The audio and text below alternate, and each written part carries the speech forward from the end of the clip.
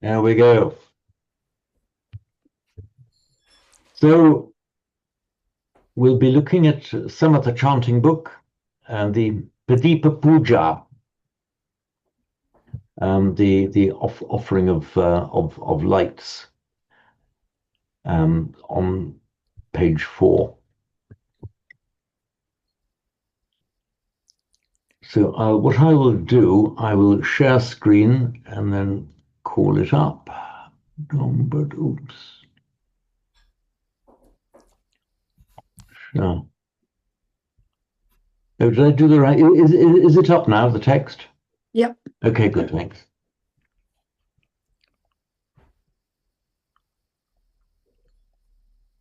I wish I were better at chanting. Once I've read it in prose, I'll ask for a volunteer to chant this one. We must have several people here who can do it well.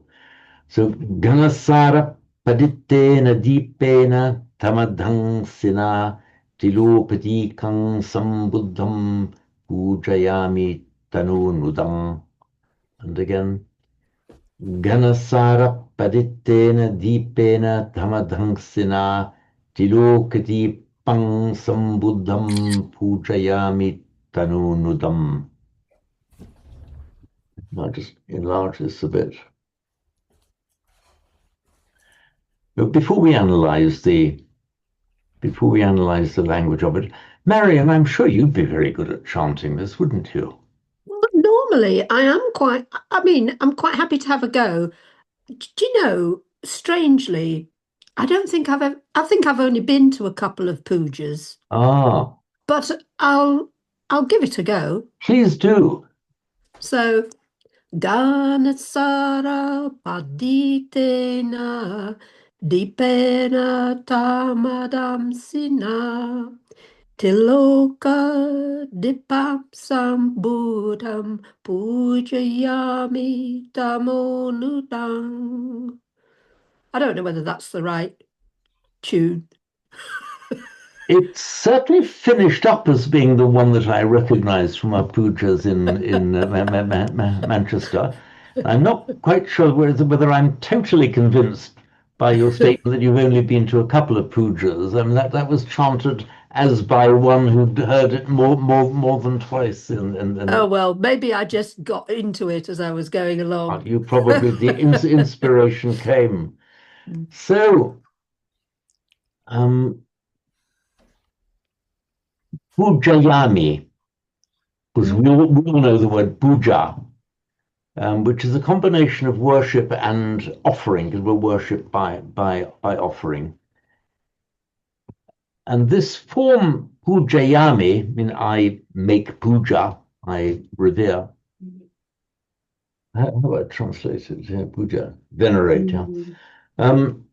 Yeah. This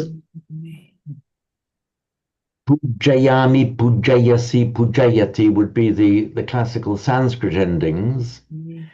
In Pali, it is more common for this ayami to become emi, ayasi to become esi, and ayati to become eti. But you do find both in Pali. You find pujemi or pujayami, pujeti, pujayati. Again, it's only the full aya form that would be correct in Sanskrit.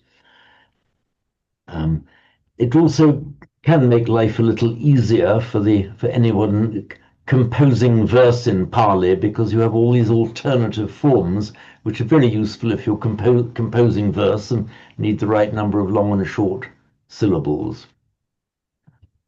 Pali is a lot more flexible than Sanskrit is. So this Pujayami, if you are venerating or making a puja to the Buddha using such and such, like here, the lights, the lamps, the person or object that you are venerating goes in the accusative, and the offering that you'll make goes in the instrumental. So I venerate the Buddha with this lamp. And this is what you see here. Tilokadipang sambuddham, accusative, pujayami, I venerate, Ganasara Paditena Dipena, with the instrumental. Ganasara Paditena.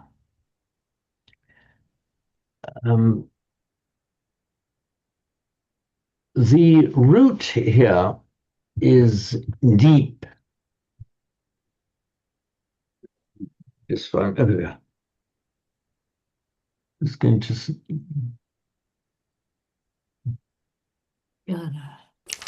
Have I? Hang on, I think I've lost me. Oh, yeah, here we are.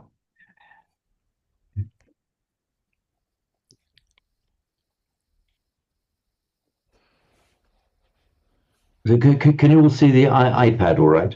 Yeah. Yes. Okay. So deep is the root, and it makes a noun deepa, which means a lamp. So deepa. Oh, right. Mm. Many of you will be familiar, for example, with there's a very popular name among, I think it's particularly popular among the Punjabis, maybe the Sikhs, but elsewhere in northern India, the name Kuldeep. So Kuldeep, in Sanskrit, there'll be Kula Deepa. Kula means your family, often means the extended family. So Kula Deepa in Sanskrit becomes a Kuldeep in the pronunciation of modern Hindi and Punjabi. It's the light of the family. So it's an auspicious name that's given to a child born, is the Kula Deepa, the Kuldeep, the lamp, the light that has been brought into the family. With the prefix "a," the dynamic prefix, "adeep" means to set light to something. So not to here in the same way that we could say that in English. Set light to means you set fire to it. And in Sanskrit, something that is on fire, that something has been set fire to, is adipta, set in flames. Many of you will recognize this word in Pali. So adipta in Sanskrit is the aditta in Pali. There's the Aditta Sutta. You know, the sutta about things being on fire and the sense organs are on fire, the mind is on fire. You know, all of this is the aditta from Sanskrit, adipta. We're hearing your musings, Krista. So, unless you particularly wanted us to argue. Okay, thank you. So, deep.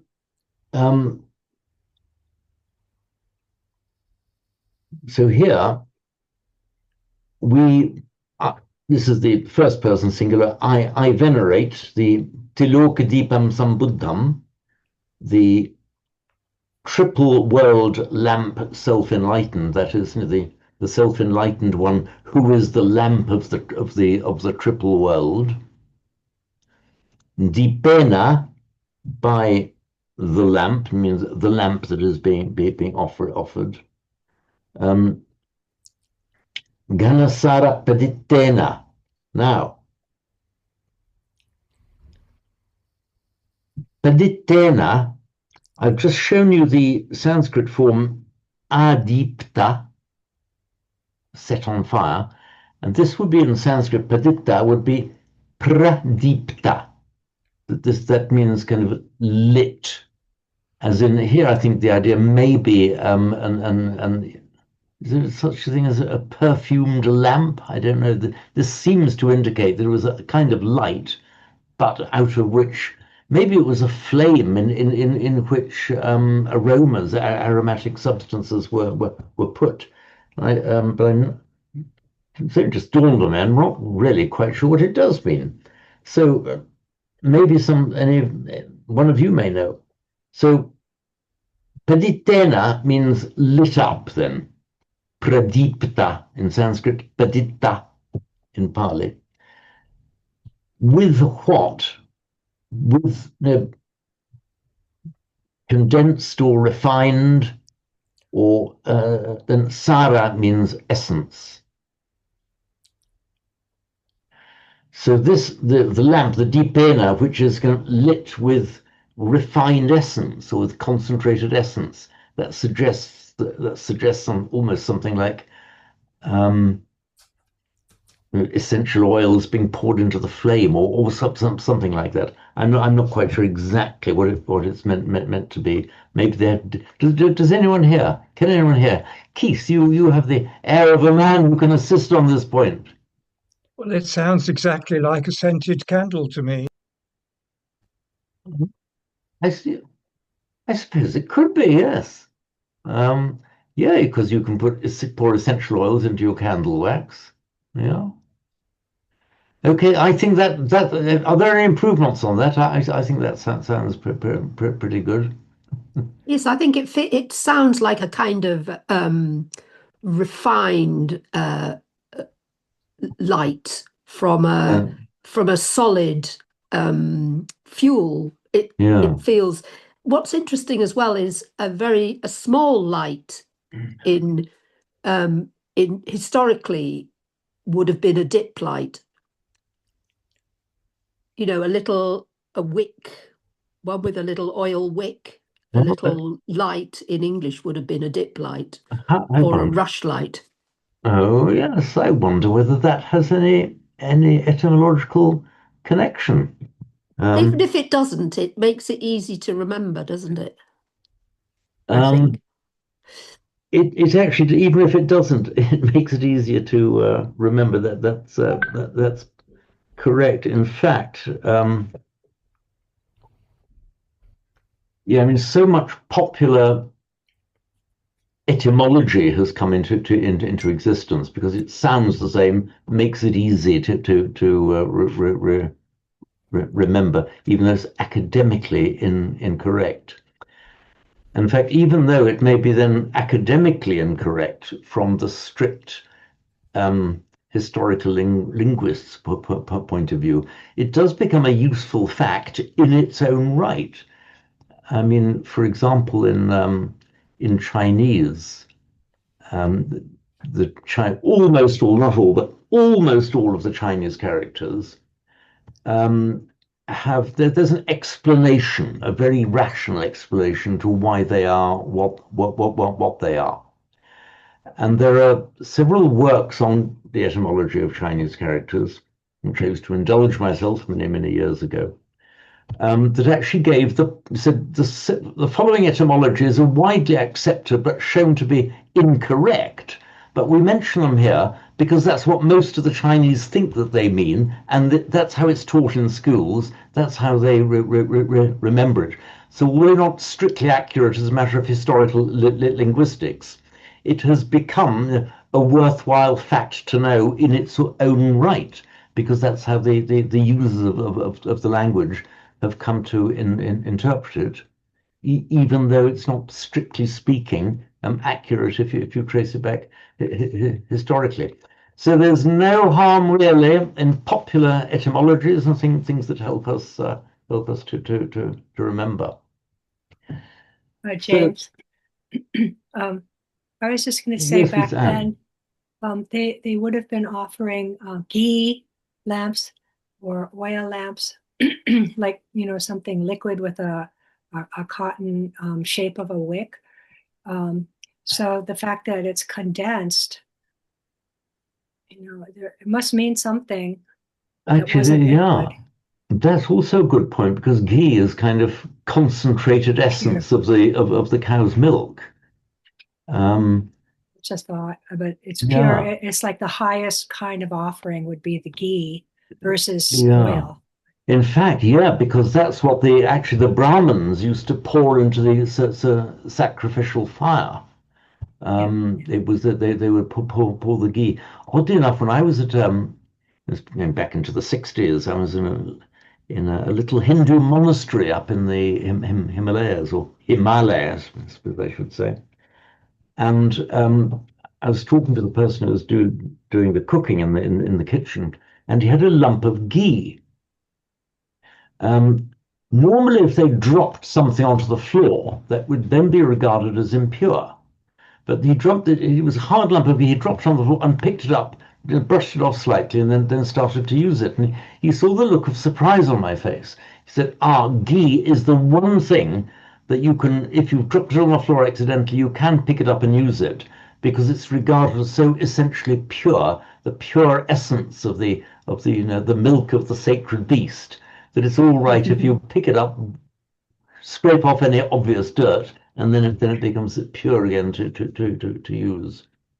Because I've never seen a translation that used that word. It's always somehow left out. Sorry, which translation used that word? When you translate the offering of the lights into English, I've never seen that word Ghana kind of included in the translation.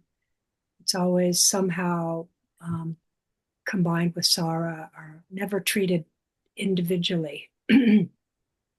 Oh, in the translation. Yeah. Yeah, okay. Different ones. Yeah, I think it kind of Ghana Sara is like emphasizes Sara. So Sara means the essence. Essence. And the Ghana has the idea of the original meaning is dense or thick. You can talk about a dense forest. And you can talk about a close friendship. You could also use that word. So here, in the context of something that's obviously like a refined essence, is something like distilled with all the extraneous bits removed and brought down to its purest concentrated essence. So if we wanted to translate this literally as something like concentrated essence. The word Sara is Keith, please come in. Sorry, now another point. My Buddhist manual, Venerable Samatha Tisa, translates it as camphor lights.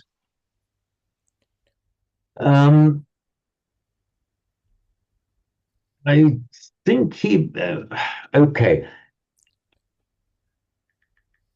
Speaking as a pure linguist, I might say that he is taking a slight liberty. I mean, it could well be the case that camphor was one of the possible essences to be used, and may well be that he's used the word camphor, but this word Ganasara does not of itself mean camphor. It is any concentrated essence. Did Satatissa use it in the translation of this particular chant? Yes, exactly. I do slightly challenge. I can see why he's used it. Though speaking with my pure, academic linguist's hat on, I couldn't say Ganasara means camphor, and we can very easily analyze the words Ganasara, which are clear and obvious words of the language. I think he was taking a slight liberty, maybe on the grounds that camphor. He may well be right in thinking that camphor was the commonest kind of concentrated essence to be used, and possibly put that word in as having a bit more, conveying a bit more meaning than concentrated essence. But I'll look into that as well, see if I can find out more.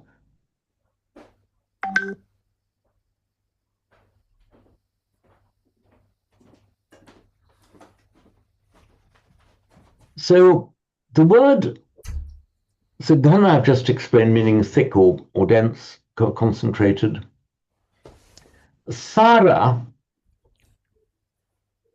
let me just call up iPad again.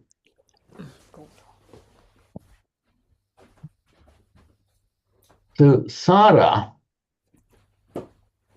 oops, here we are.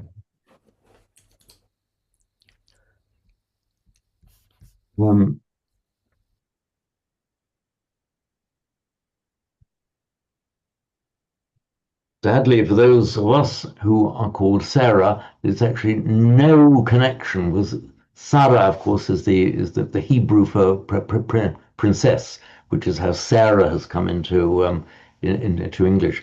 But this Sarah, it is from the root Sri, meaning to go. And if you put some in front of it, you get samsara. This is our old friend samsara. So sara just means to proceed or to go. In samsara, the prefix sam has the idea of a completed action, or in this case, a series of completed actions. So the samsara is the idea of going round and round and completing the circle and completing the circle. That's to me as samsara, and on and on and on, round and round and round. But from that root meaning to proceed or to go. The reason that sara, from its root meaning of going, has come to mean essence, is because the sara was used to mean the sap, as in the sap of a tree, which was the life-giving essence of the tree, that which moved through the tree and gave it life. And so going, then it came to mean that which moves in the tree, the sap, and then by extension, the essence of something. And we find it, I forget the reference now, but more than one place in the Buddhist scriptures. It's sarang sarato vijanati. He knows the essence as essence. I mean, he knows what's true as true. He knows what is false as false. Sarang sarato vijanati. He perceives the essential as the essential. So the sara then having means that which goes to sap and then essence, also then comes to mean the essence in a mental sense, the essence of something, the true essential facts of it. So, James, going back to the word samsara, Yes, how do you break that up? I will tell you. How do you parse it or underline? Right, so we've got the oops. Got the root sri. Yeah. Can you show us your pad, please? I am. Oh, Is it not showing? Yeah, oh, it is. it. Sorry, it was me. Okay. Worried for I've just had a bad technology day over the last day or so. I didn't want another. So it makes a bit of pen's going funny. So Sri Sara, which is a regular way of making a verbal noun. So Sara is going. Is just the verbal noun from the root Sri, meaning to proceed or to go. And samsara, so samsara is this verbal noun sara with the prefix sam in its meaning of a completed action, or in this case, a series of completed actions. In other words, you're on the circle and you continue to complete the circle and then start all over again. That's the idea behind it. Is it going?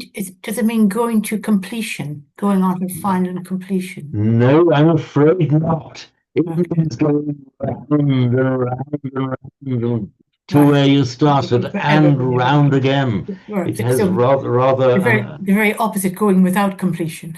The element of completion is there, Krista. Yes, you're right there.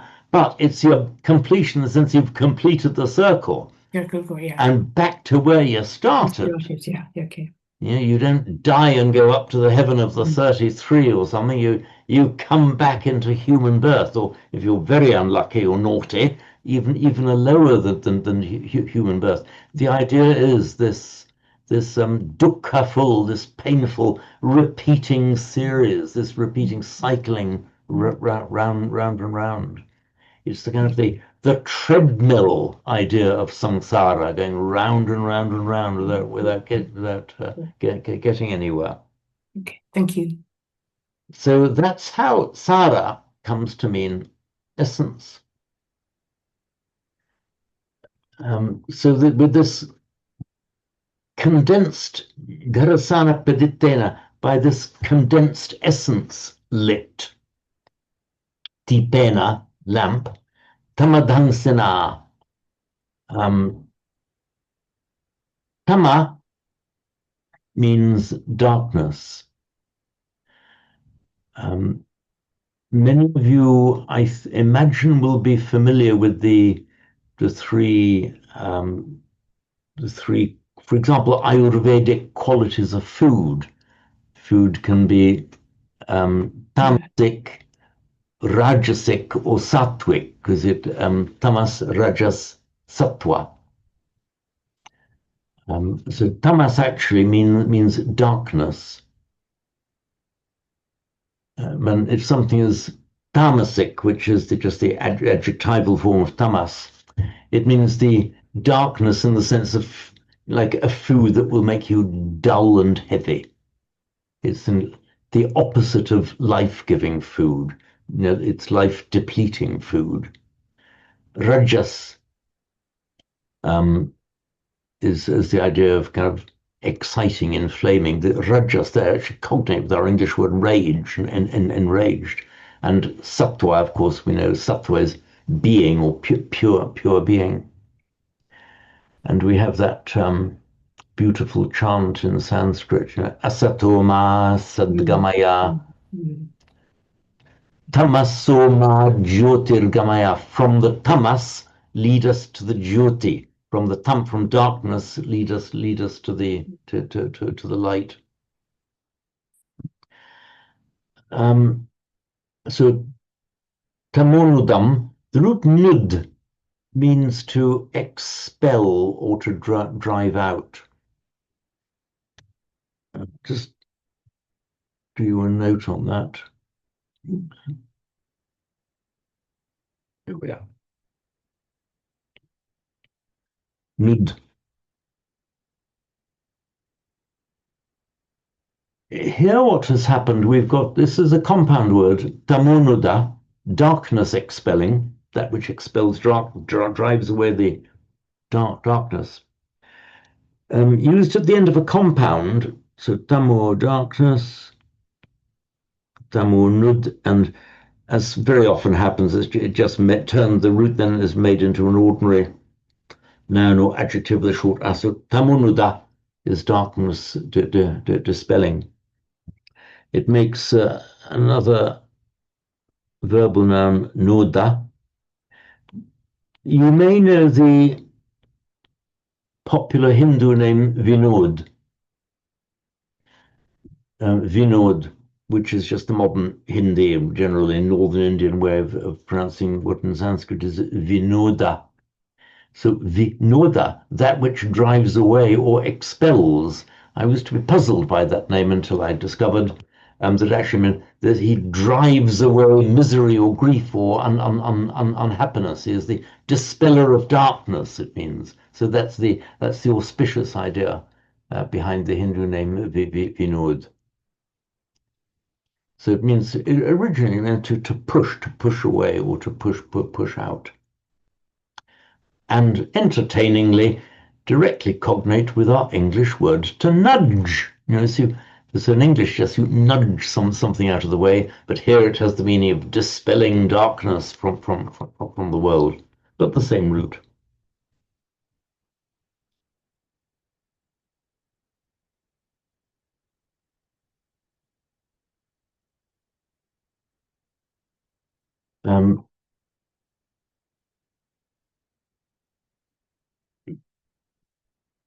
Tamadansana. So it's a dans. The root dans means just to destroy. So and damadansin means darkness destroying. Why, you may ask, is it tamadansina with a tama and tamurnudam with an o there? Do I hear any of you wanting to know why that is? Okay, I get some slight expression of interest. Okay, the which actually may be sorry, I'm writing, may actually be cognate with our English word dim. Anyway, it means darkness.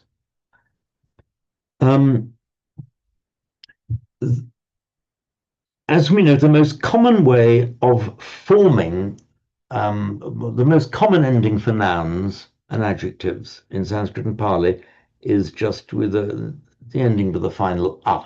Like more than 50% of all nouns and adjectives have the stem and a short a. There is a series of verbal nouns where the ending is actually as, and the s is not just a grammatical ending, it's part of the stem of the word itself. One particular form of that, one very commonly known one, is namas, from the root nam, meaning originally it meant just to bend, and then by extension it came to mean to bend the body, as in bowing in salutation, and then namas, it comes to mean reverence or salutation. Namo tassa bhagavato, and so on. That's the same namo. Now, what happens? This ending as in Sanskrit regularly mutates to an o in Pali. So the namas in Sanskrit on its own would be pronounced namah, but namas is the stem form, becomes namo in Pali. It's just part of the regular phonetic mutation between the two languages. Give you a bit of Sanskrit grammar. In certain contexts in Sanskrit, the final as and ah becomes an o anyway in certain phonetic contexts. But the thing is, in Pali, it almost always becomes an o. So the word, let's see. We've got the stem form. There's a bit of Sanskrit grammar.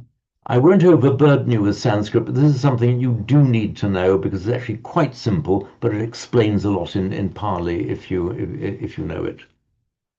We've got the stem form Buddha.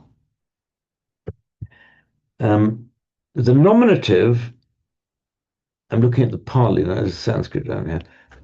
The Pali nominative form is Buddho.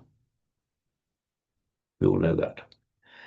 Now the nominative, oops, pens, so my electronic pen is going a bit funny.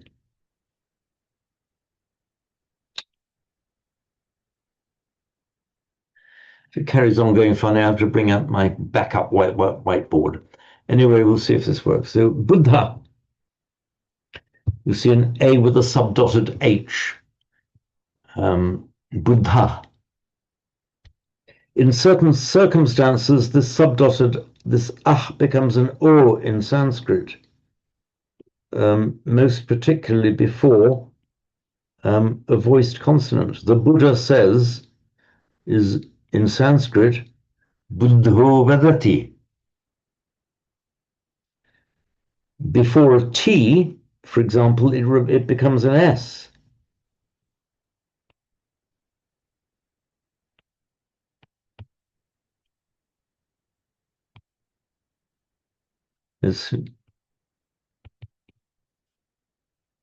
So Buddhas tamas nutati. Now, what happens here?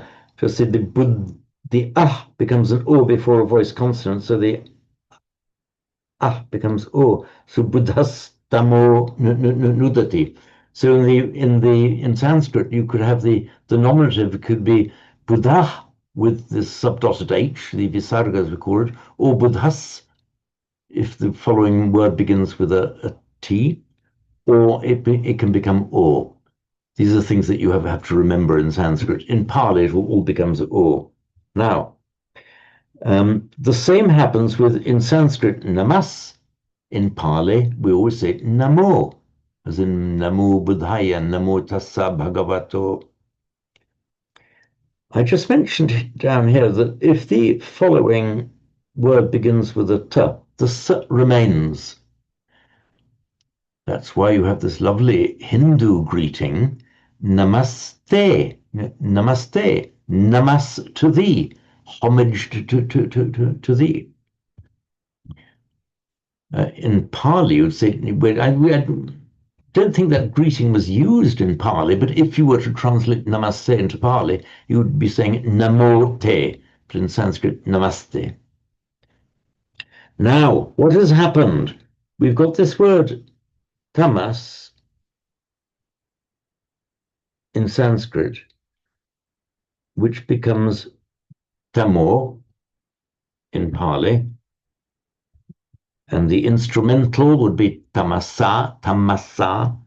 Now, what has sometimes happened is that the Pali speakers see this word tamo and, oh, let's just make it into a regular, common noun ending with a short a, which would be incorrect in Pali, but very often happens in Sanskrit.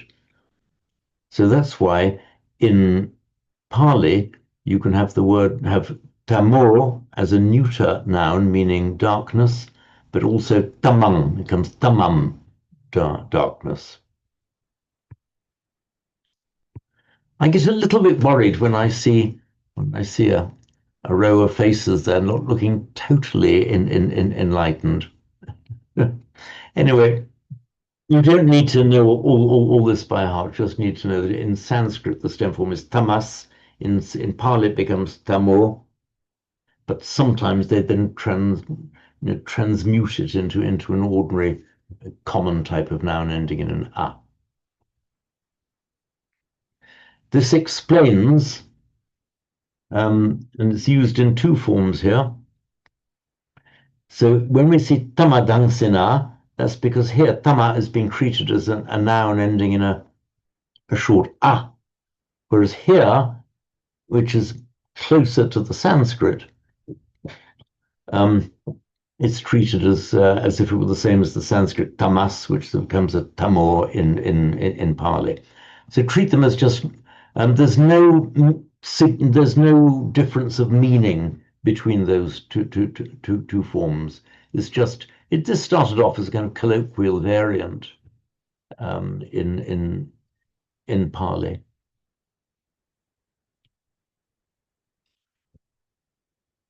Tiloka Dipang Sambuddhang.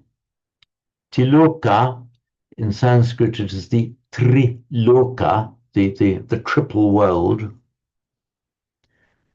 So Pujayami, I venerate the Sambuddham, the self-enlightened, who is the Tiloka Deepam. In Sanskrit, it would be Triloka Deepam, the triple world lamp, the lamp of the triple world.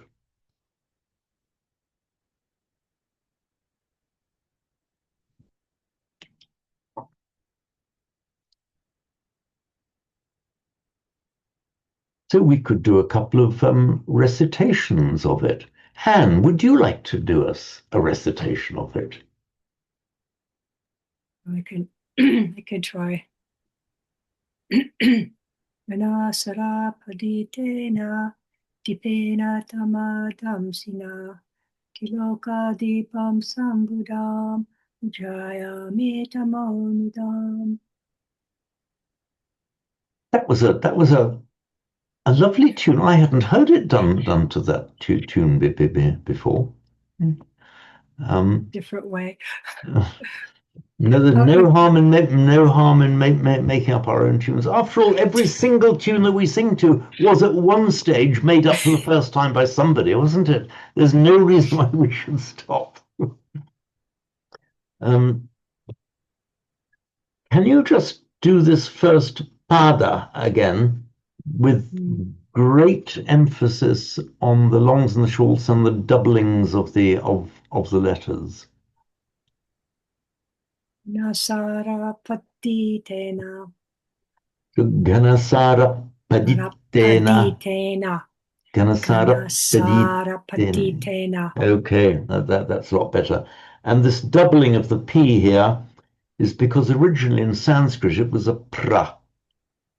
Uh-huh. And so whenever you have well, not whenever, but almost always when you have a word which in Sanskrit begins with a pra, if that word then stands on its own, you can't have a double consonant at the beginning of a word, so it would just be paditta.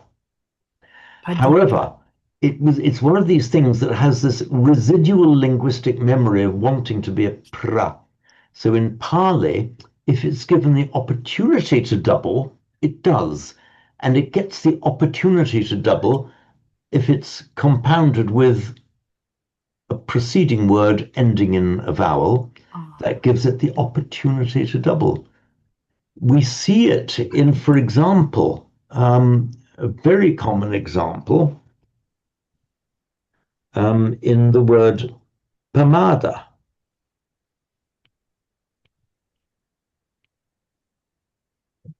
which in Sanskrit, is pramada.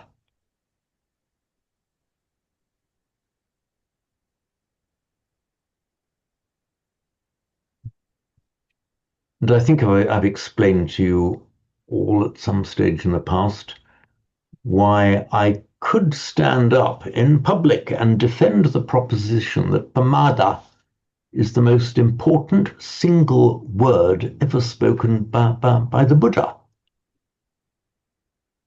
Have you all heard my justification for that bold statement? Okay.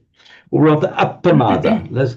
So pamada is the opposite, essentially is the opposite of sati, it's the opposite of mindfulness, means rushing forth.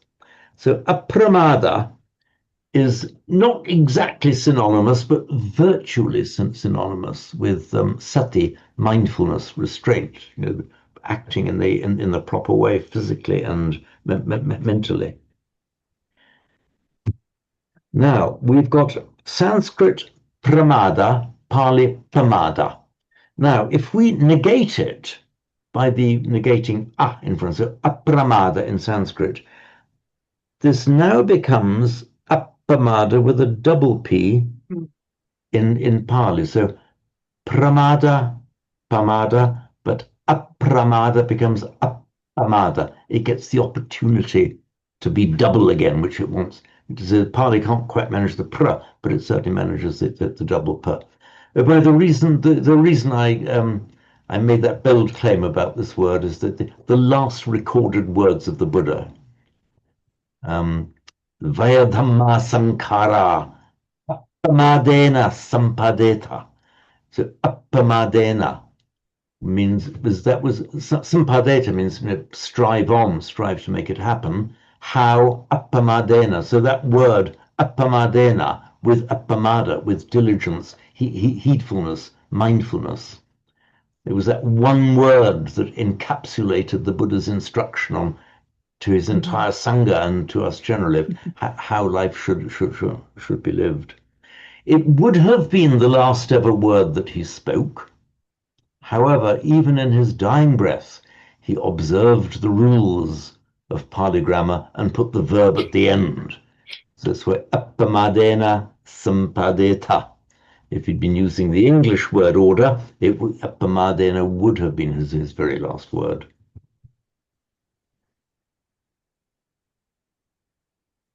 Oh, where are we? James, Sarah. in the 5 precepts, we have Pamadatana, and it's Yes. in a compound. Yes. So why doesn't the P double there? Okay, do you know, I had not exactly an argument, but a discussion where I maintained the rightness of my position, even though it's not in our chanting book. I'm really glad that you raised that point, Sarah. In my opinion, which I'm happy to stand up and defend among scholars, it should be a double P. Because it is Suryamera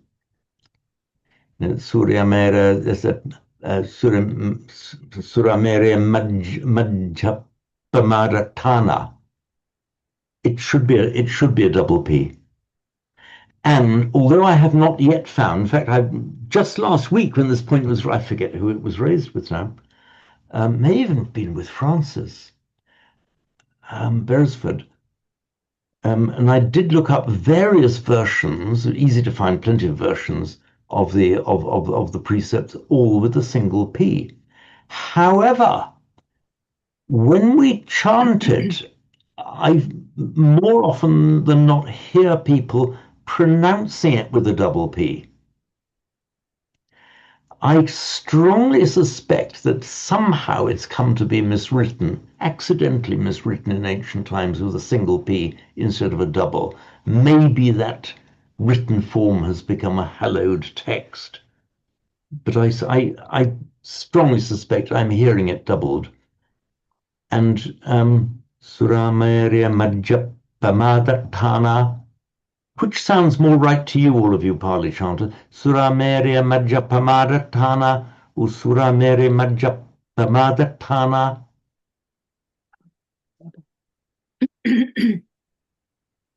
Okay, you recite just Marian, would you recite those words for us? Suramerya Majja Pamadatthana. Sura Merya Majja Pamadatthana.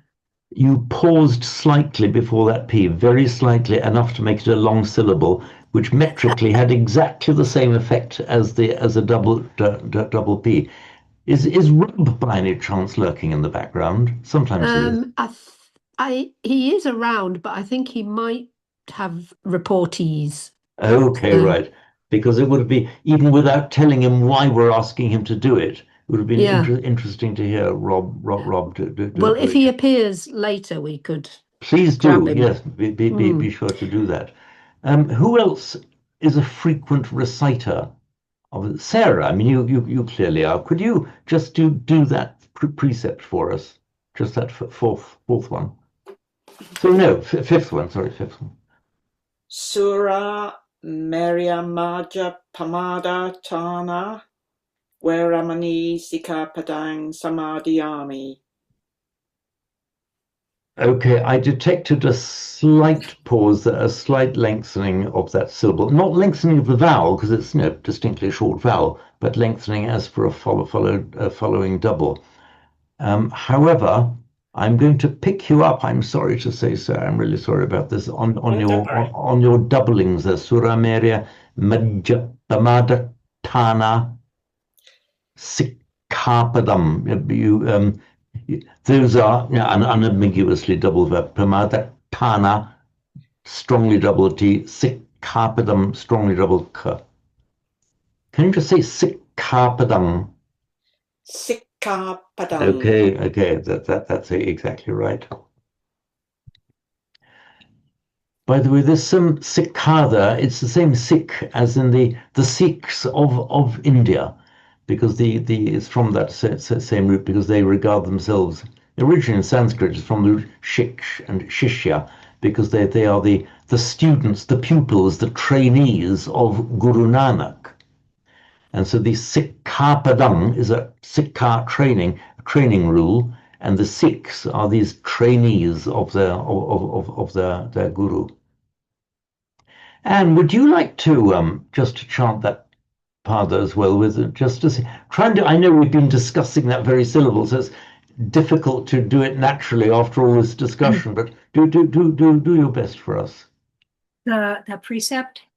Yes, just that fifth precept. Okay. Sura Mirya Majjapana Pamada Tana.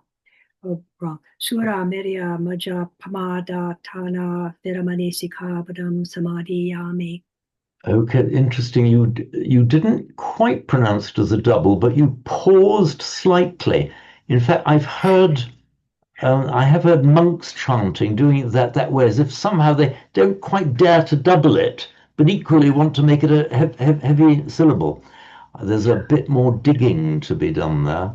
I think I'll try and buttonhole a few kind of Thai and Sinhalese monks when I can, and just ask them to chant it. Are there any other regular chanters of that precept among our number? Krista, are you a regular chanter of that precept?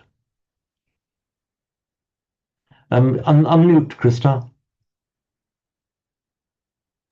There we are. Okay, so this is probably the Amaravati style of doing it. Okay, fine. So Suramaraya Majapamadatana Varamani Sikapadam Samadhyami. Okay, you pronounce it with a distinctly single P there. Yeah. Interesting. Clearly, I need to dig a little deeper here, but I'm going to come down firmly on the side of saying that it should be a double P. So if it's a double, you'd say Majapa. Majapamadatana, Majapamadatana. So you hesitate over the p. You simply double it by saying Appamada. Up, all right, okay. Majapamada. Majapamadatana. But before I've heard things Majapamadatana, as if they're stopping after the then a tiny pause, and then a p. Actually, okay. I realize I sound as if I'm getting slightly obsessive over it. But it's a fun point that needs to, I will explore. Thank you for raising it, Sarah. James, before we leave this, can I just ask, coming back to the where are we? The Tamu, so we have Tama Damsina, yeah? Tama And Damsina, yes. Then we have Tamu Nudam. Yes. Grammatically, what's the difference between the Tama and Tamu? Is one? No, okay. It's because in Sanskrit, they would both have been Tamur. Yeah. But so Pali does two different things with it. Sometimes it follows the Sanskrit, Tamonidam, and this Tamadhansina in Sanskrit would be Tamodhansina, would be the only correct way. So sometimes it follows the Sanskrit and makes it an O, but it's created a new Pali noun, which goes tamam, tamassa, and so on, just declining like any ordinary noun in a. It's a feature of Pali. So it's just a variant, really. It's a variant that is permissible in Pali, but is not permissible in Sanskrit. Okay, thank you.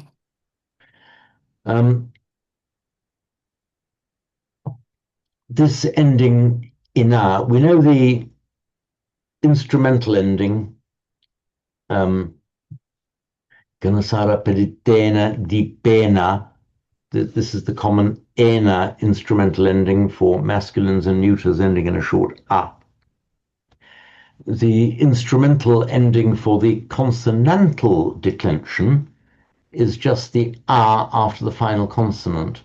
So dangsin is the stem form, dangsina is the instrumental.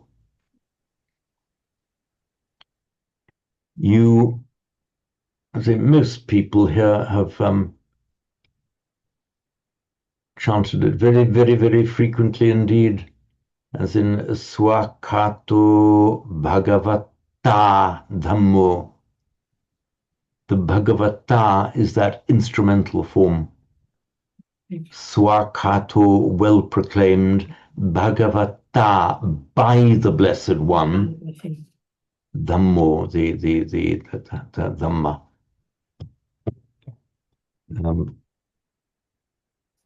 So this Dangsina, the best way, my favorite way of explaining this is that we all know the word yoga. Okay. Oops, sorry, I brought my iPad. The word yoga. And there's this suffix in, which means a person connected with something or having a certain quality. If it's suffix to a verb root, it has the meaning of the doer of something. So in the stem form, it is yogin, is one who does yoga. In its masculine singular form, the N drops off and the E becomes long. So masculine singular of a yogin is yogi, which word, of course, we also use in English. Now, the stem form is yogin, and this is a consonantal stem. In other words, a noun stem ending in a consonant. And that is why, for example, by a yogi, instrumental would be yogina. Yeah. Okay. And from the consonantal stem bhagavat, we get bhagavata, by the Blessed One.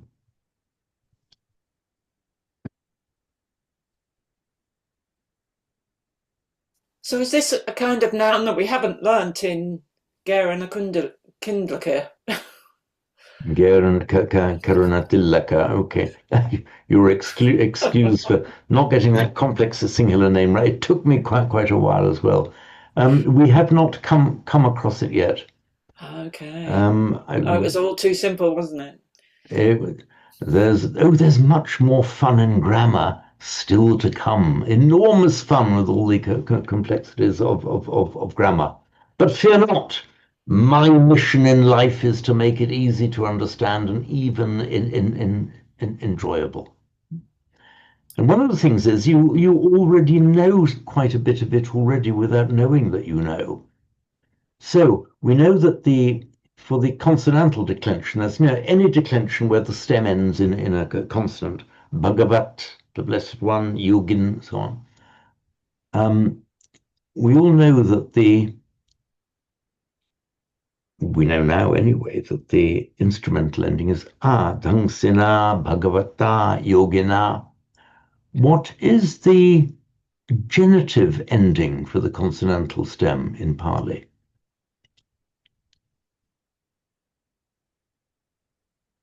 Okay. Well practiced supatipanno is the Savaka Sangho, is the community of disciples of the Blessed One. Okay, supatipanno bhagavato Savaka Sangho. The bhagavato is the genitive, or genitive and dative of bhagavat. So bhagavata, by the Blessed One, bhagavato, in either of the Blessed One or to the Blessed One.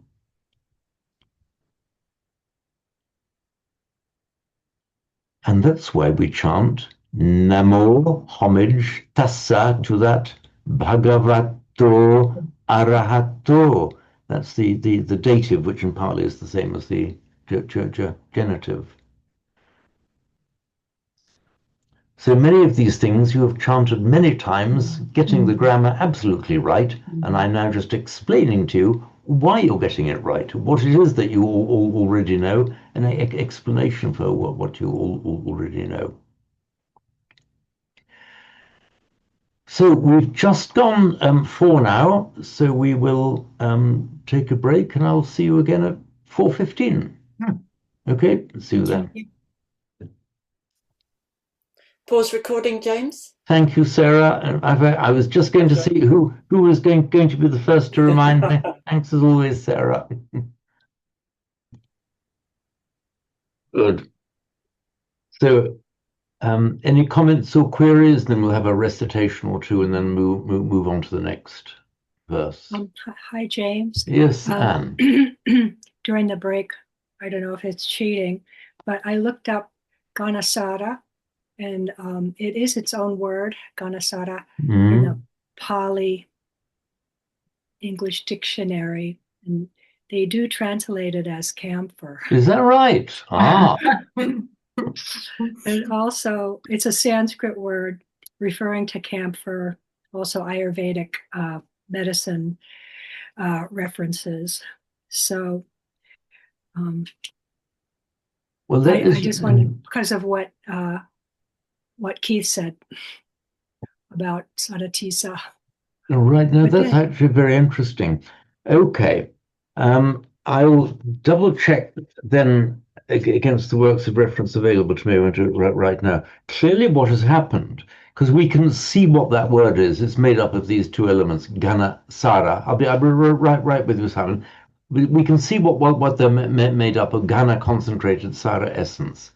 So what probably happened was that those two words, both with their separate ordinary meanings, in collocation probably did come to mean a concentrated essence, and by extension, then must have just come to be used for camphor. But that's interesting. Thank you, Anne. It's just not as poetic a visualization, camphor, a little square white thing, versus the beautiful lights, the brightly shining lights. Camphor, is that the kind of thing you got rubbed on you when you were little and you had a cold or something? I seem to remember something like that. Smells mentholated. Simon. Yeah, sorry, I missed the first half. Are you on the Padipa Puja? Yes, we've just finished going through the language, and we're now just on the any final queries, then a recitation, and we'll move on to the next one. Apologies if you've already answered these, and I'm quite happy to move on without getting the answers if it bores other people. Just two little points I wanted to ask when I read through these. The first one is we have two compounds. We have tamadansina, so darkness destroying or something that gets rid of darkness, and tamo nudang, dispeller of darkness. Could you explain why in both we've got two compounds and one of them is inflected, the first part? So we've got tama and tamo. Okay, it was indeed explained in the first half, but just very briefly, in Sanskrit, tamo would have been the correct one because it is the stem form is tamas in Sanskrit. Tamas, not tama. So it becomes tamo dhangsina, tamo nudam in Sanskrit. But that's the original, the tamo, then so tamas becoming tamo by sandhi is the more classical Sanskritized form of it. But like many of these nouns with a consonantal stem in Sanskrit, like tamas, Pali sometimes retains that noun in its Sanskrit form and sometimes just converts it into a regular noun ending in a short a. So we have this is a noun with two stems, tamas and tama. And the tamas becomes tamo by sandhi. The other one is what looks like an optative, the beginning of the second line, pujaye. So is that one would revere, one would honor or worship? Hang on. You're a little bit ahead of us because we've just done the one that's done the offering of lights. Beg your pardon. Okay, I'll leave that one. Okay. Anyway, you have raised a valid point, which in fact I will be dealing with. But we're right here now. Before we move on, do we have anyone who hasn't recited or chanted this verse who would like to have the opportunity? No compulsion. Okay, let us move on to the Padipa Puja, to the Dhupa Puja. Dhupa, in its original meaning, actually just meant smoke. It's an ordinary word for smoke, and of course came to mean the smoke of incense. So Gandha Sambhara Yuttena Dhupena Hang Sugandhina Pujaye Pujane Yantam Puja Bhajanamuttamam.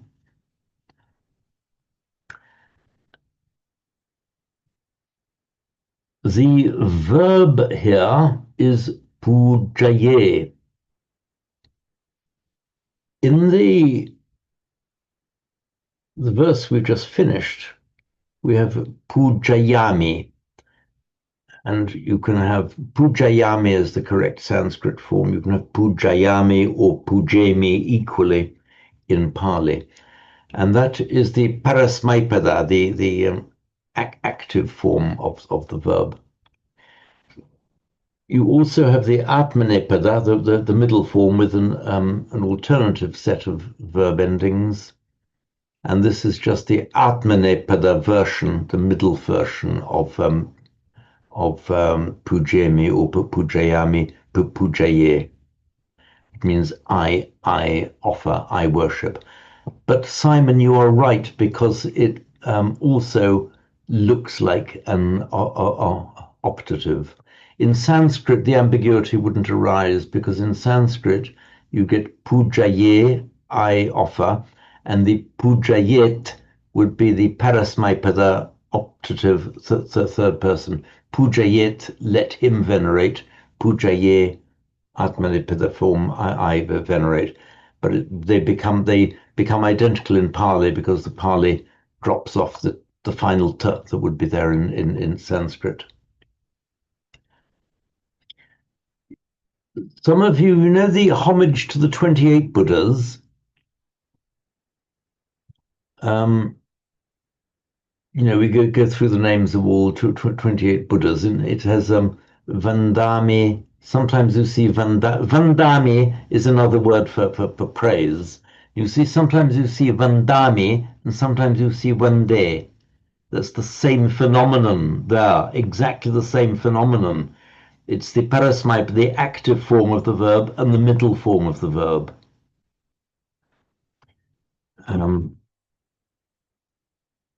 There is, when it came to classical Sanskrit and Pali, there's no real differentiation of meaning. When you go back to Vedic, and we can't completely ignore Vedic because Pali has its roots in Vedic. Indeed, so does classical Sanskrit have its roots in Vedic. In Vedic, are there any Greek scholars here, by the way?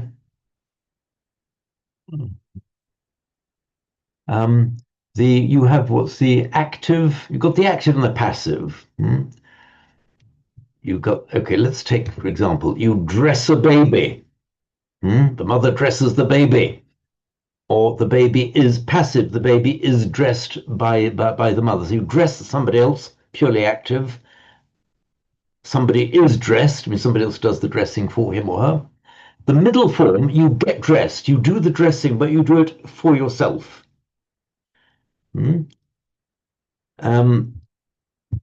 that was the distinction between active, middle, and passive, and it was a distinction that was carefully observed in Vedic. So the active form of the verb was the action going from yourself to or for the benefit of another. The passive, something being done to you, something is done, you do or it is done, and the middle form is doing something for your own benefit.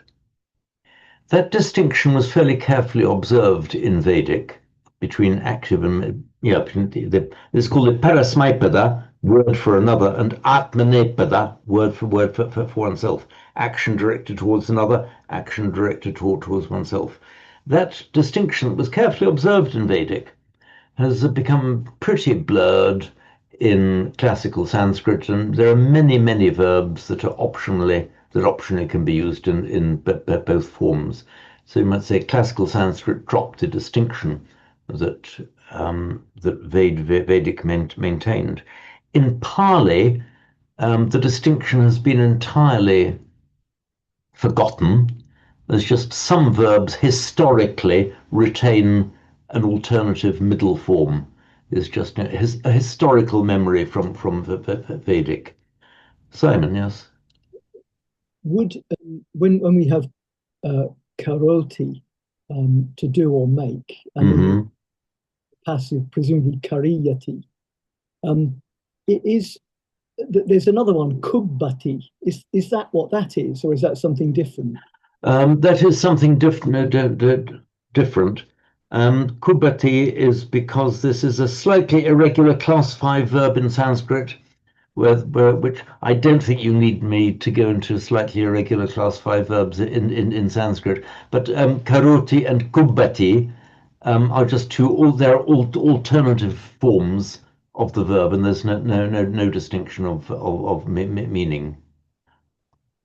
if you want me to go into slightly irregular class 5, but I see some strong resistance there, Mr. Neil. Okay. um, so just saying, you see both. So in Pali, and some of you will recognize, that Vandami and Vande. You see, one from one line to the next. There was. I'll give you this bit from Vedic. The word to sacrifice, the word yaj,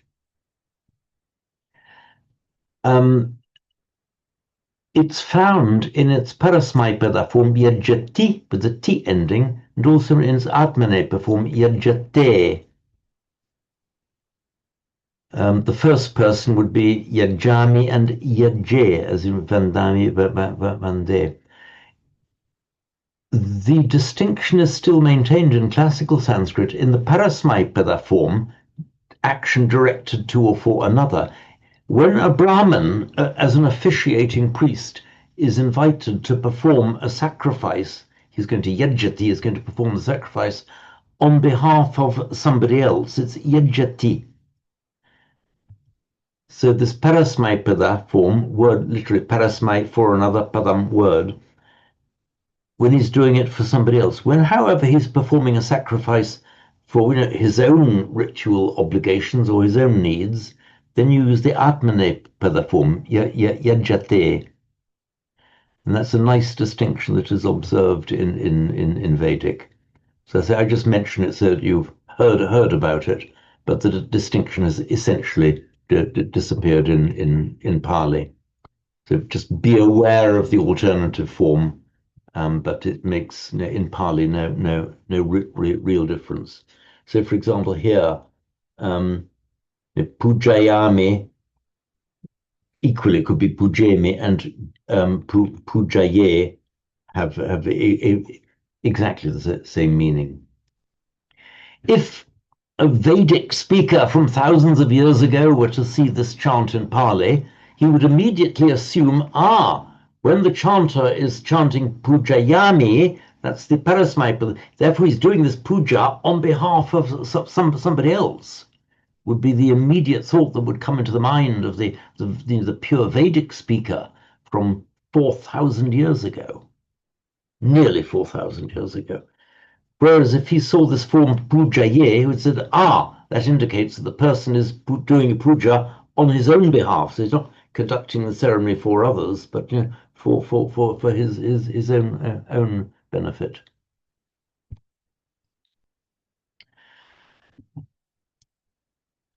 So pujaye, again, as in the previous verse, the object of the veneration here is put in the accusative. There's puja bhajanam uttamam. Bhajana originally means a receptacle, just something you put things in. But it came to have a specialized meaning somebody who is worthy of receiving something. He is the proper receptacle, therefore the proper person to receive, worthy to receive offerings. So puja bhajana is a puja receptacle, meaning therefore a person who is properly worthy to receive puja. Simon, please. Was it originally bhajana because it's to do with budget, like to allocate, to break up or share out, or is that a different form? It could well have been that. I confess I didn't actually check why it is what it is, but actually now you've asked, I can look at it right now. It's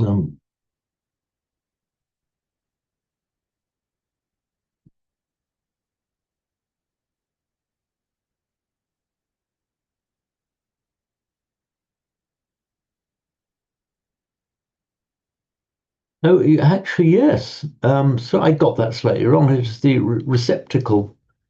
Okay, so yeah, you're right, Simon. The original idea was the sharing, and then by extension, and the receptacle, as it were, like a begging bowl, is something that receives the share. Yes, thanks for raising that point, Simon. So it would have been like related distantly to Bhagavant. Not even distantly, very closely, because we have the root bhaj. The original meaning is share, and it then had this interesting double meaning that if you by the way bhaj with many roots ending in a j, it makes its verbal arm with a g, as for example yuj, yoga, bhaj, bhaga. So if you're a Bhagavan, means one with a share, a sharer, it's got this double meaning. It's almost a Kabbalistic meaning, I'm told by those who know about the Jewish Kabbalah, of receiving in order to pass on. So it's as it were, you are a channel through which blessing is received and through which blessing is passed on. And that's the meaning that you see in Bhagavan.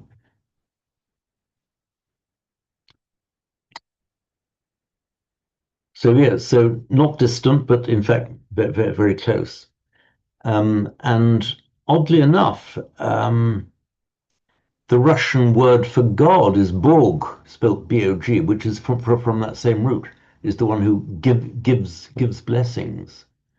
In fact, the Russian, I think maybe Polish, as well as the word for rich is bogati, one who has much borg, has received much share.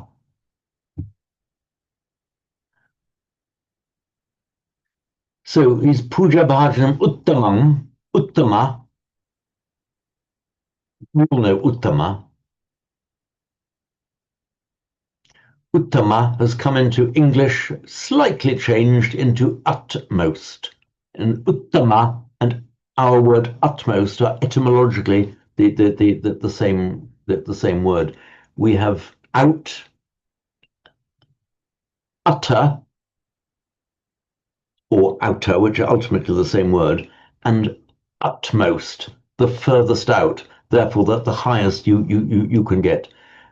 So we've got the ut prefix, which is the same as our English word out, uttara, more out, same as our English word outer, and uttama, most out, furthest out, therefore highest, unsurpassed.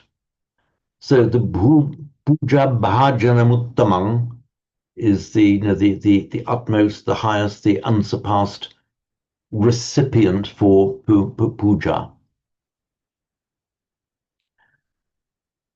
The gandha means fragrance.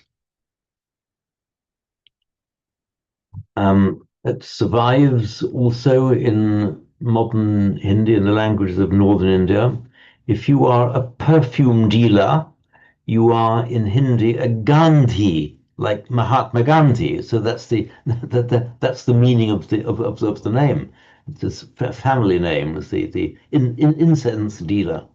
So anyway, Gandha is a fragrance. With our prefix su, it means good, beautiful, lovely. So sugandha means just a pleasant fragrance.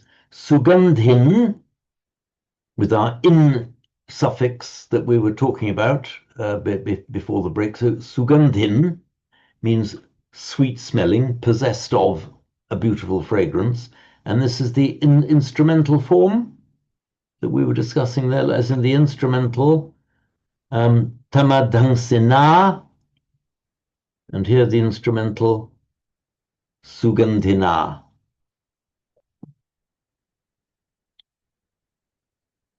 And we've got three instrumentals here with the Yuttena, Dupena. This is by Santi Dupena Aham, Dupenaham it becomes, and Sugandhina.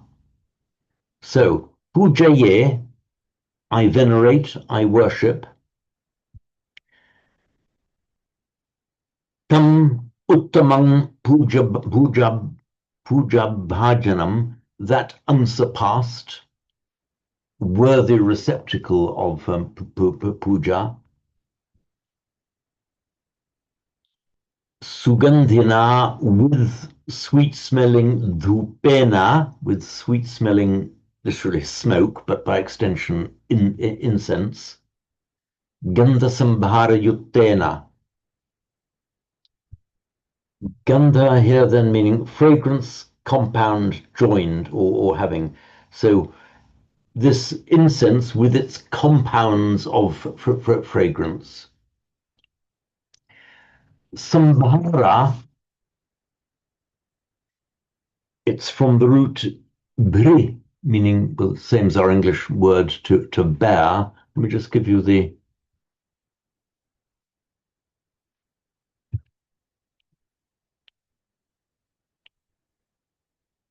root form bri. It makes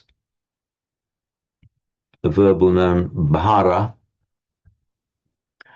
Bhara, which is directly cognate with our English word to bear in the sense of to carry, bear and burden. So bhara, burden, are etymologically the same word. Bhara can mean both the act of carrying and a burden, a thing that is carried. In fact, in modern English, burden has come to have a pejorative meaning. Just mostly it's used in something you don't want to have. Its original sense is whatever you're carrying. So bhara, a sambhara, then means something that's carried together or brought together, and therefore an assemblage or a collection.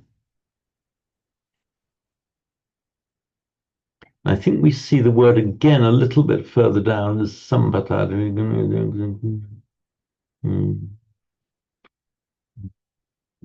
Trying to find it.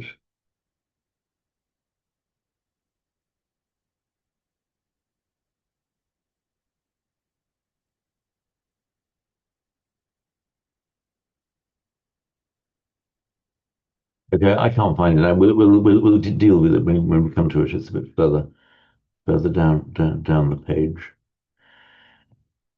So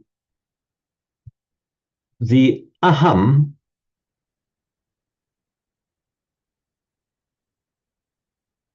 so dhupena aham,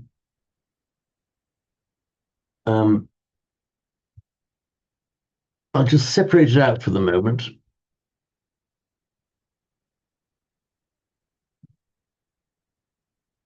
On its own, dhupena, with a short next word, aham, I. Mandatory in Sanskrit, mandatory in Sanskrit, but optional in Pali to run them together into one. Pali can correctly have either dhupenaham or dhupena aham. Pali is okay with both.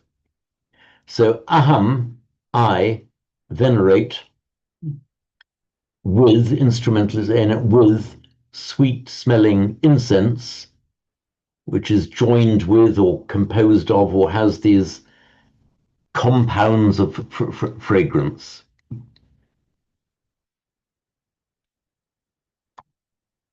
Remember, some para, anything brought together, put together, gathered together, or made up of various ingredients brought into one.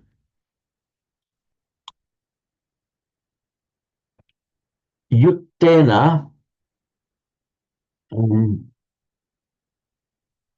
it's from our root yuj again. The original meaning of the root yuj is to join, and it comes into Latin as jungere. It inserts a nasal meaning to join, and via jungere into French joindre, and into the English word join. So our English word join stems ultimately from the same word as yoga. And via the Germanic root, we have it in the form of the word yoke, as in Y-O-K-E, as in two animals yoked together. The yoke is that which joins them. So it's yud, and it makes the verbal noun yoga, as we've seen. In Sanskrit, what happens is you make a past participle by adding ta. Mostly, you make a past participle by adding ta to the root. So yujta, but under the rules of Sanskrit phonetics, you can't have a j and a k together. Oops. So it becomes yukta. So yuj, yoga, yukta. These are all grammatical variants of one word. So yujta, yoked or joined, becomes yukta, and yukta by standard phonetic mutation becomes yutta in Pali, which would be directly cognate with our English word yoked. Yukta, yoked, in Pali yutta. And that explains the yutta here, yoked or joined in instrumental form. In Sanskrit, this would be almost identical. In Sanskrit, it would be gandha sambhara yuktena. So with this incense, which is combined with joined of this collection of perfumes, the gandha sambhara, this assemblage of perfumes or fragrances, sugandhina, sweet smelling. Aham meaning I, as we know, generally it's not required in Pali because the form of the verb itself will indicate who is doing it. It's one of those cases where it's optional to put it in, and which makes one of these things that makes life a bit easier for the composer of verse in Pali, because he's got a lot of options there. He just needed those extra syllables, so in goes the aham. Sugandha sambharyuttena dhupenaham sugandhina pujaye. I offer worship to, offer veneration to the pujanayam, worshipful, venerable. Simon. You often see aham in the chanting. So might they put it there just to emphasize the fact that it's me doing it? Does it have that function? It very often does. Sometimes it's just a stylistic addition. For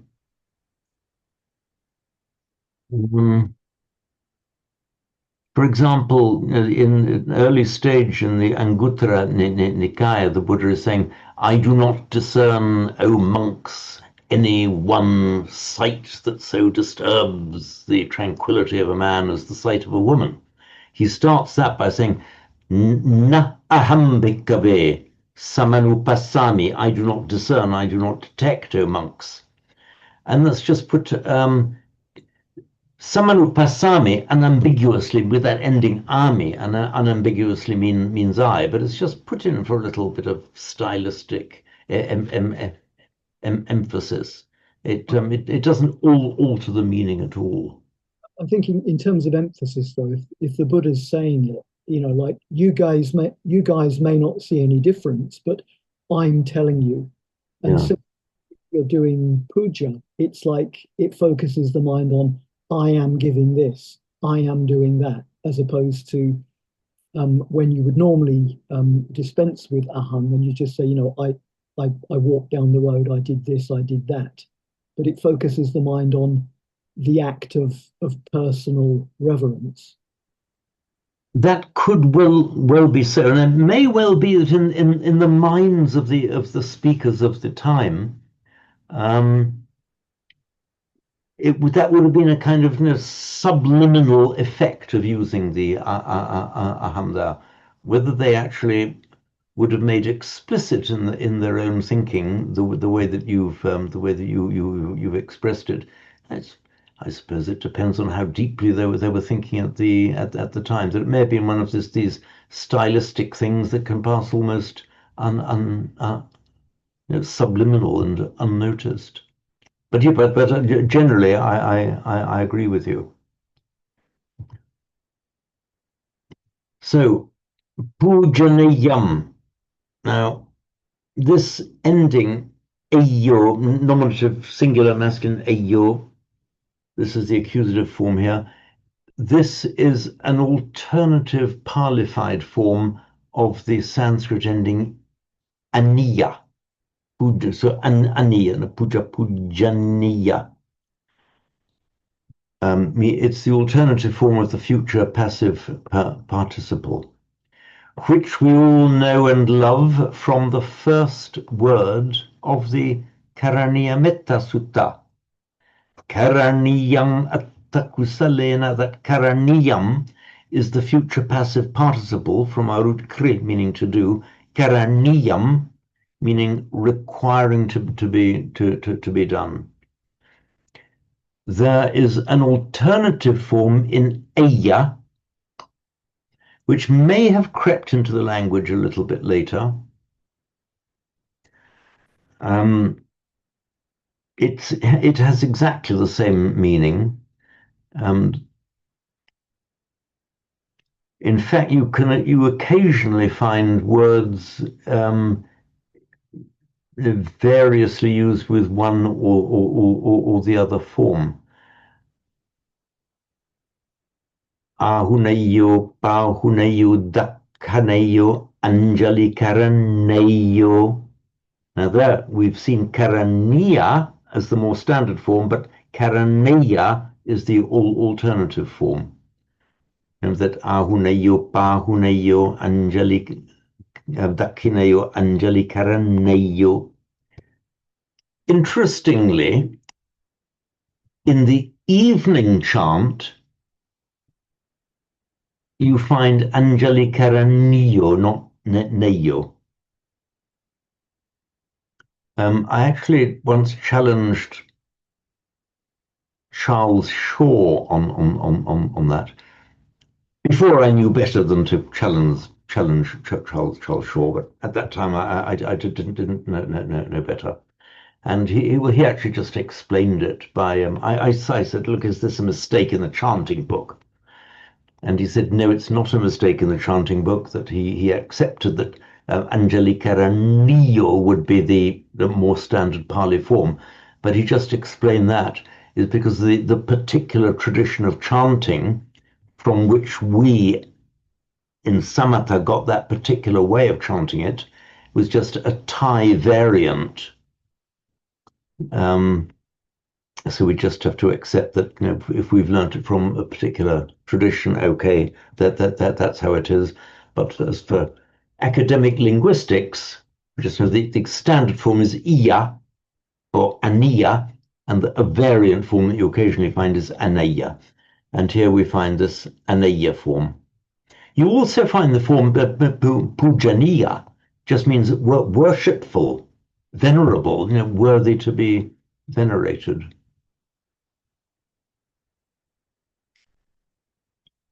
So the full form is anaya or aniya, as in root kri or kara, karaniya.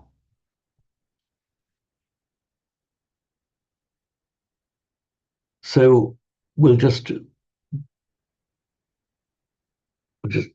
recite it through once more. Gandha sambhara yutena dhupena hang sugandhina pujaye pujanayang tam puja bhajanamuttamang.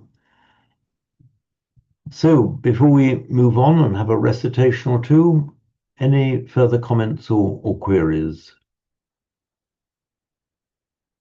Yes, please, Marion.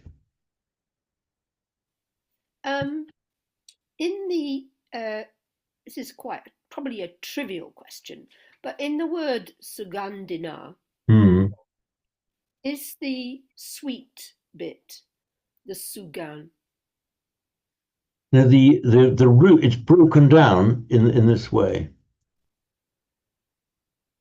Sugandhina. So we got the word Gandha It just on its own means a smell or a fragrance, and with the prefix su, meaning beautiful, good, lovely. About sugar.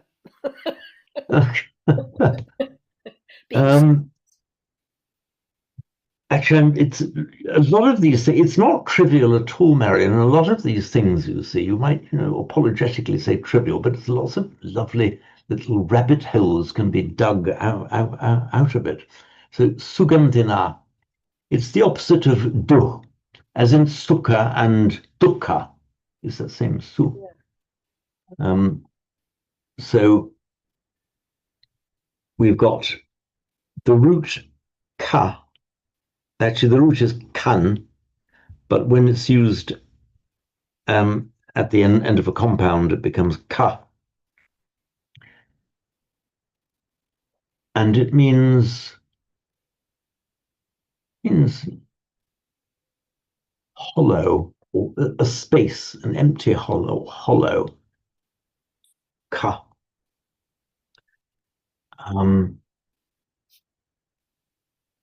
And it comes into Latin as a cavus, meaning a cave, a hollow space, excavate, to hollow out.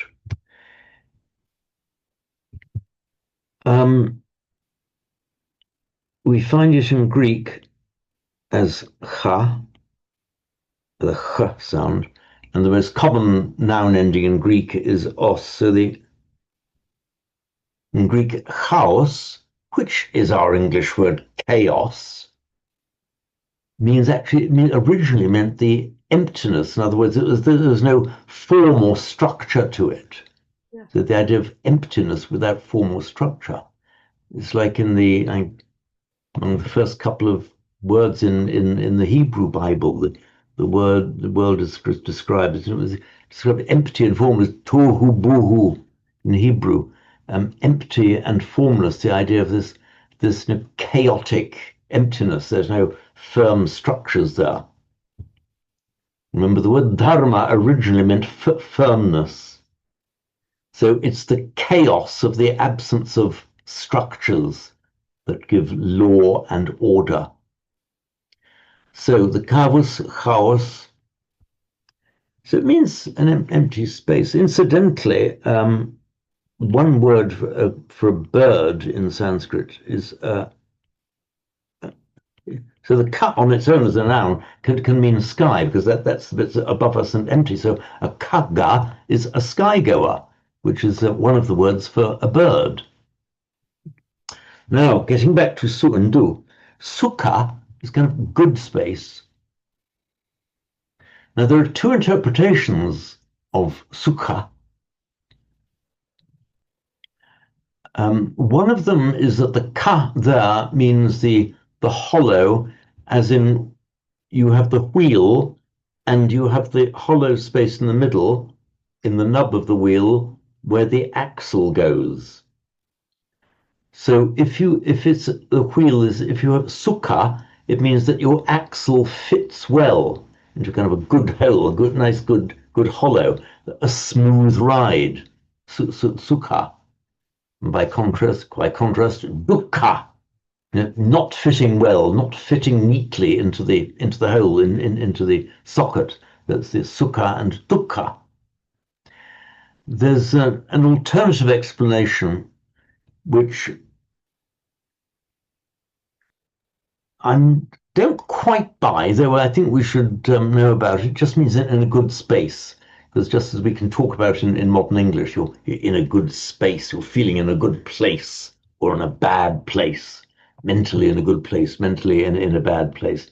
Okay, it's capable of being true, that whether they would have used that word in that sense, 2,500, 3,000 years ago, I'm not quite sure, but there's no harm in mentioning it anyway.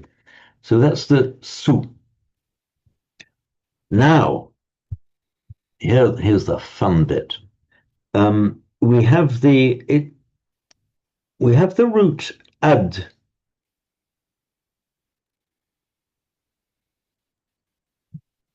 which survives or comes into modern English from exactly that same root. It means to add and eat. It's that same root.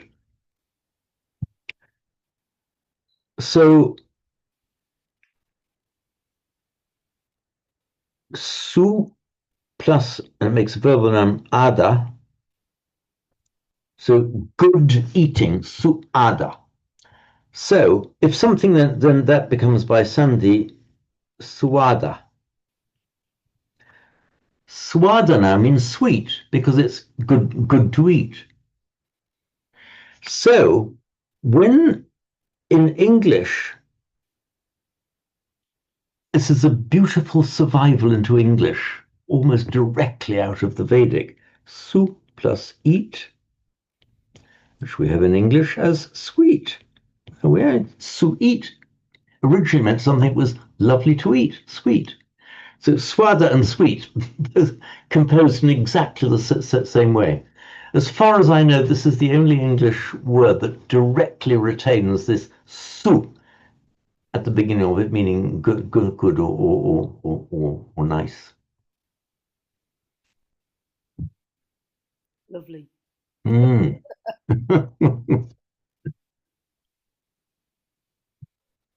Where were we?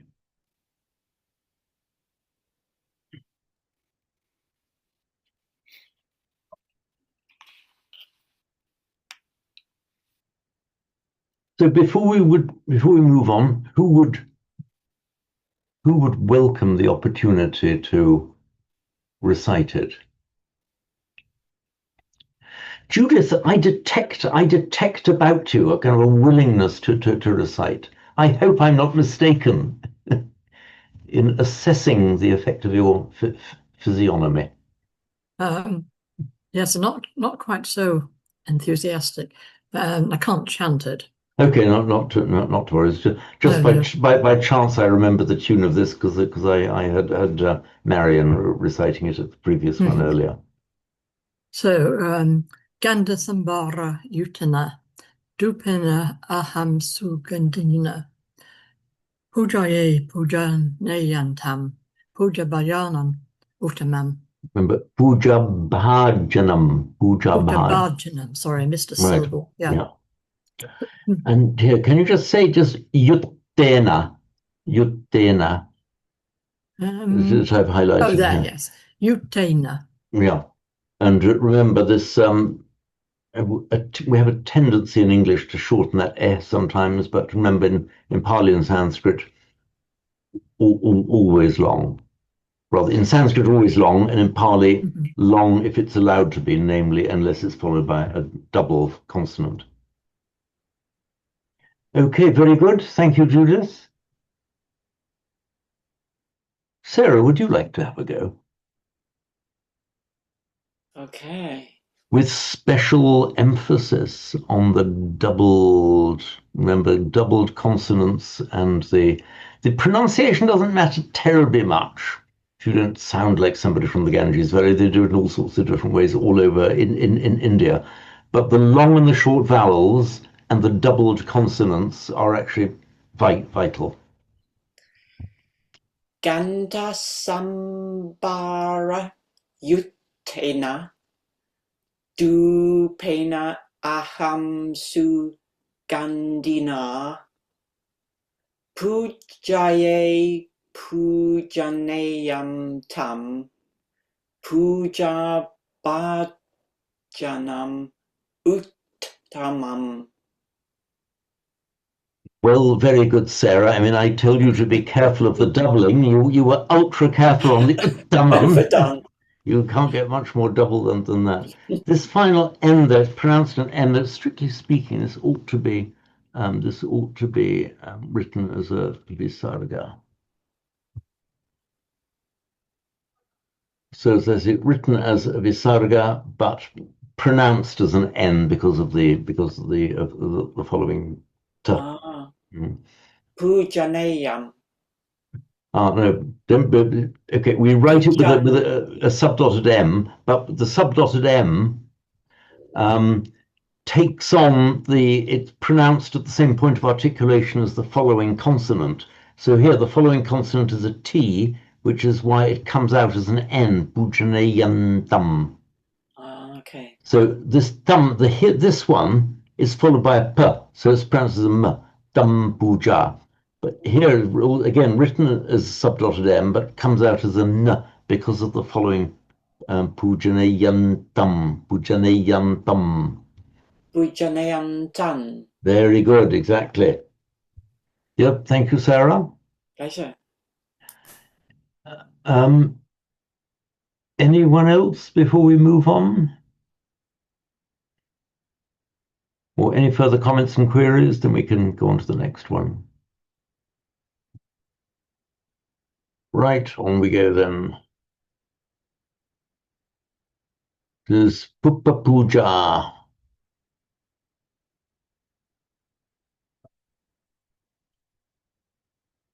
Varnagandha Gunopetam Etam Kusuma Santating Pujayami Munindasa Siripada Saruruhe.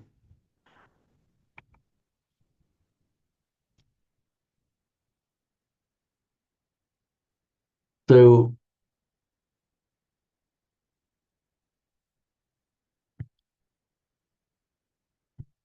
again, the verb pujayami.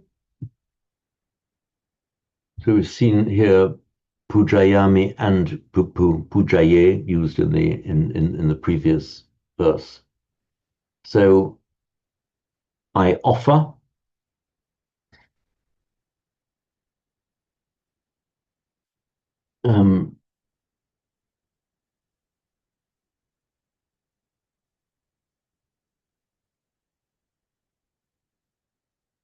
At the glorious lotus feet. So Siri or Siri is glorious. Siri Pada, glorious feet of lotus. The Saroraha is literally a water, that which grows in the water, and by extension means a lotus. So, and this is the locative. So I offer at the glorious lotus feet of the Lord of Sages. So I will explain Saroruha. Oops, give you iPad. We've already looked earlier in the session at Sri, meaning to go, and Sara, that which goes, and therefore the essence of something. There is another derivative, which is another neuter noun ending in us in Sanskrit. So saras, meaning that which flows. Therefore, by extension, water. And in Pali, by regular phonetic mutation, that becomes saro. The root ruh means to grow, as in a plant growing. So the saruruha is water growing, or therefore that which grows in the water. So it could apply to anything that grows in water, but in fact it has come to mean lotus. So saruruha, lotus.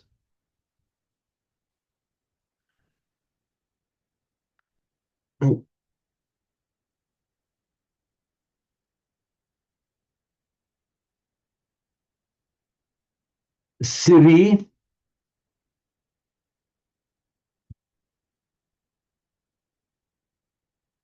means, it can be used as an adjective and a noun. It means, originally it meant light, bright light, shining. And then by extension, just an honorific term, glorious, bright, brilliant, glorious. In Pali, it is Siri. In Sanskrit, it is Shri.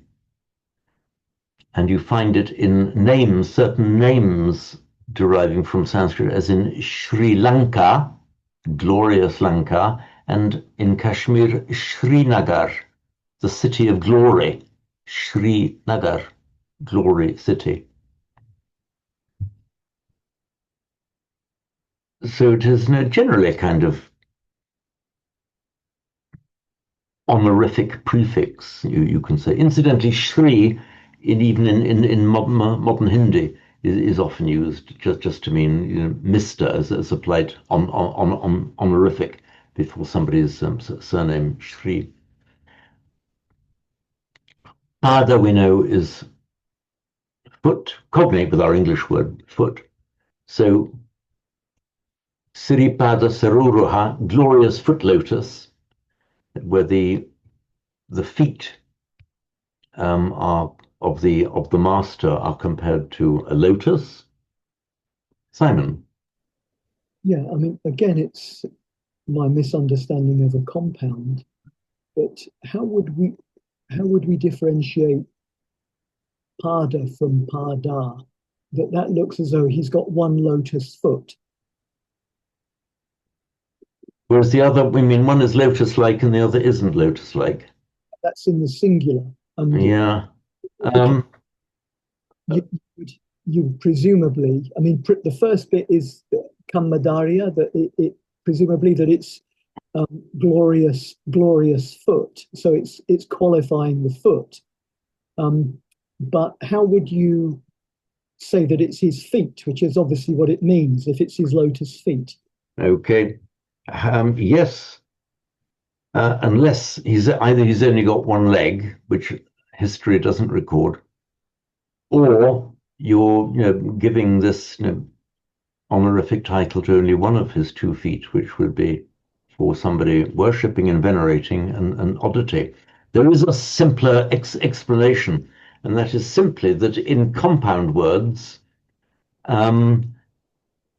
normally there are a few exceptions, but in most cases, only the very last member of the compound declines. Equally, only the last member of the compound indicates singular or plural.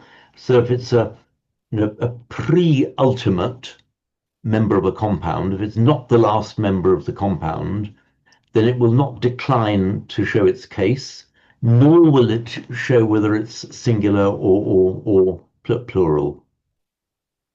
But the final bit, saroruhe, is singular, isn't it?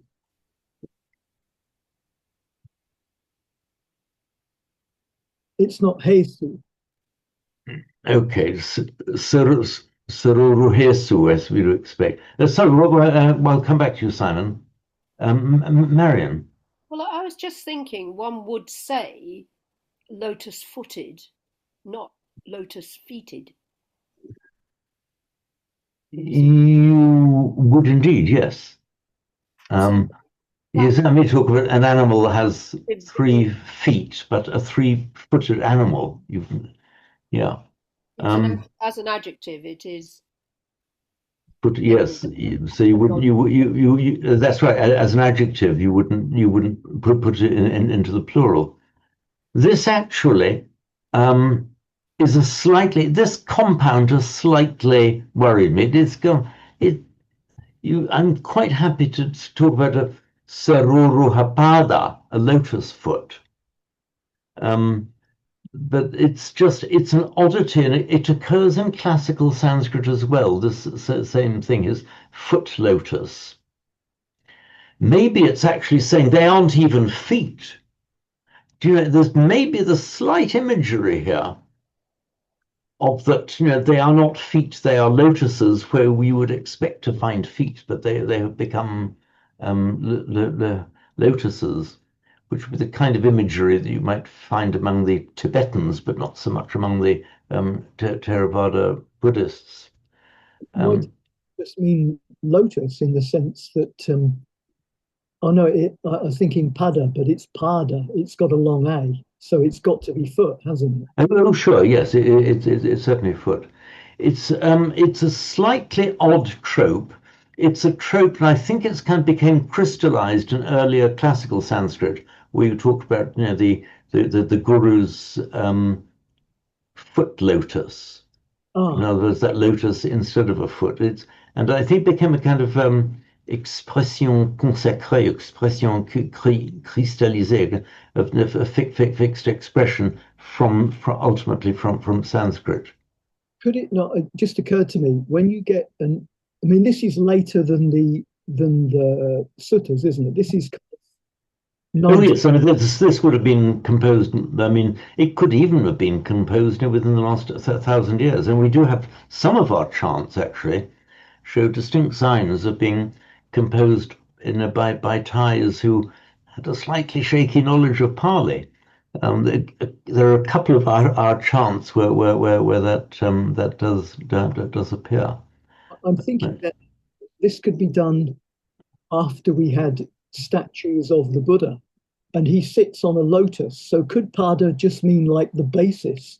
So I'm at the foot of the rupa, offering the flowers. I'm at the structure. Simon, I will welcome that rescue from a tricky situation I was in trying to analyze this compound. I would like you to be right. I hope you're right, and I think you're quite possibly right about it. Yeah, his feet lotuses, the lotuses that are in the place where you normally expect feet. And remember, we're in slightly into the realms of visualization and fantasy in a slight way. So we're allowed to spill over into the kind of visual poetic fantasy a little bit, which then would strengthen the point you made, which I think is a good one. This is in front of a rupa, isn't it? So it's the it is actually, yes, of course, yeah. Base of the Buddha rupa, which is a lotus. So yeah. you're not approaching the Blessed One's feet. You're approaching the basis of the monument. That's right. You're approaching the lotus that represents the glorious feet, or the glorious lotus that represents the feet. Yeah. Or you're honoring the rupa itself. That is actually a very good point. So we have a couple of explanations there. I think all of them could have been simultaneously present, or indeed subconsciously present, in the minds of those who first composed and chanted this.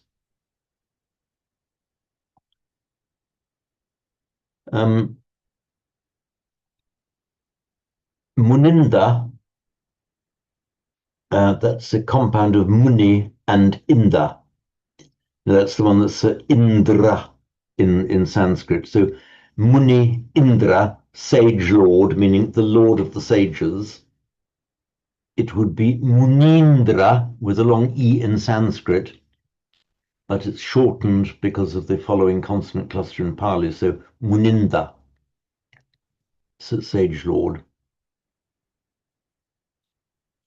In fact, this compound, this consonant cluster NDR, would normally never be permitted in Pali.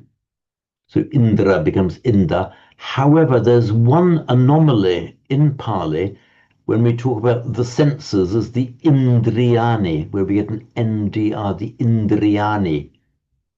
And that, as far as I'm aware, it's the only word in Pali where it seems to be copied directly out of the Sanskrit, where you have the NDR together. Regular Pali doesn't allow it, as indeed that's why Indra has become Inda here.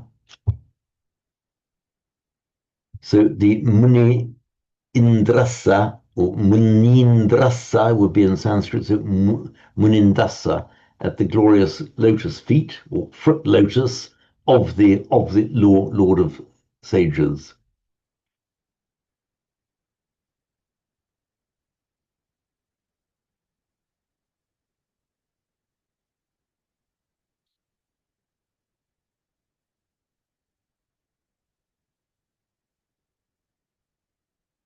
So we've just gone beyond 5:15 now, so we'll wind up and we can resume this we can resume this next time round. Simon, yes. Sorry, James, where are these notes? Are these on general release, or are they on your latest study guide? Where do I find these? Ooh, I'd better check that I've remembered to post them. Yeah, I've had it. It's called Samatha Chanting Book, pages 2 to 6. Ah, right. Did I send it to you, Sarah, as a separate Word document and attached to an email? Yeah, it was a group email, must have been. Oh, okay. Right. Because Okay. I already had pages 1 and 2, I think, but then this came along and it was a repetition of 2 and then went on to 6. Okay. Right. Okay. Thanks for that, Sarah. So,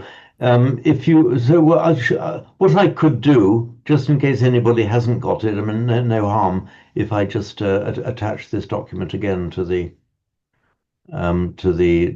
my group email. So you should see me in 2 weeks' time, a refreshed and invigorated man, having been tucked away among others with the esteemed Rob Atkins at Green Street for the intervening week. So should we just chant the blessing and then we can wind up? So. Bhavatu sabba mangalang rakhantu sabba devata sabba buddhanubhavena sada sutti bhavantu te. Bhavatu sabba mangalang rakhantu sabba devata sabba dhammanubhavena sada sutti bhavantu te. Bhavatu sabba mangalang rakhantu sabba devata sabba sanghanu bhavena sada suti bhavantu te. Sadhu, sadhu, sadhu. Okay, thanks for joining me, and I'll see you again in two weeks' time. Thank you, Thank you James. then. Thank you. Bye. Bye. Bye. Thank Bye. you. Thank you.